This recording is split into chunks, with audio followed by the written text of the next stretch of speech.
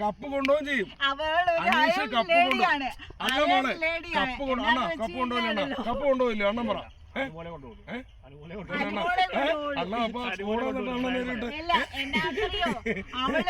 അവള് ഒരുമാതിരി കഷ്ടപ്പാടിലൂടെ ഉയർന്നു വന്ന വ്യക്തിയാണ്. അപ്പൊ അവൾക്ക് തീ കൊടുത്തതാ വെയിലത്ത് ഒരിക്കലും വാടും. എന്തായാലും ഞാൻ പറയാം, ഒരു സാധാരണക്കാരനാണ് അനീഷ്.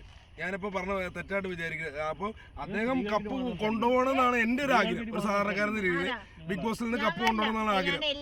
നമുക്ക് തോളെ കൈയിട്ട് ഫോട്ടോ എടുക്കാം. അല്ല, ഞാൻ സമൂഹത്തിൽ തെറ്റ് കണ്ട അനിമോളെ കുറിച്ച് നല്ല അഭിപ്രായമാണ്. അനുമോളെ രേണുസുതി എല്ലാരും പറ്റി. പക്ഷെ ഈ വിമർശിച്ച് സംസാരിക്കുന്ന പിന്നെ ഒരാള് കേറിപ്പോയി, പെരേരെ വെച്ച് ഒരാള് കേറിപ്പോയി. പക്ഷെ പേര് പറയുന്നില്ല. എനിക്ക് ഒരു പ്രശ്നമില്ല.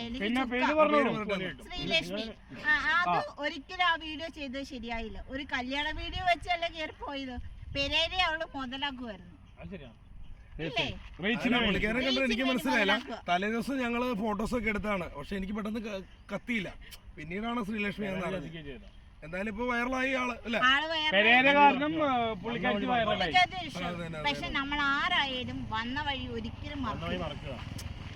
എന്തായാലും ഒരു കാര്യം ഞാൻ പറയാം, എന്താ പറയാ, നല്ല രീതിയിൽ മുന്നോട്ട് വരട്ടെ. കപ്പ ആരും കൊണ്ടുപോയാലും ഞങ്ങൾ സപ്പോർട്ട് ഉണ്ടാവും.